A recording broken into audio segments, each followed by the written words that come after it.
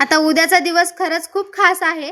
त्याआधी माझी सगळी घरातली कामं आवरून घेतली होती। मस्त सगळं झालं। त्यानंतर मी गुलाबजामुन करायला घेतले होते, कारण उद्या आहे ह्यांचा बर्थडे। त्यासाठी मी आजच तयारी करायला घेतली होती। 1 वाटी दूध टाकून मस्त असं पीठ भिजवून घेतलं होतं ते छान।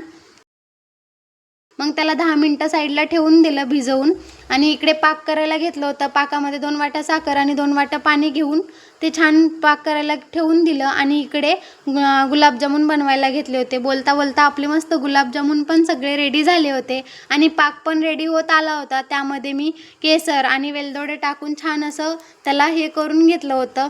मग गुलाबजामुन पण तळायला घेतले। मस्त गोल्डन ब्राउन होईपर्यंत छान असे खरपूस गुलाबजामुन तळून घेतले होते मी आणि पाकामध्ये पण सोडले होते। माझ्या मुलांना खरंच गुलाबजामुन खूप आवडतात आणि ह्यांनाही आवडतात। त्यासाठी मी आज आवडीने बनवायला घेतले होते।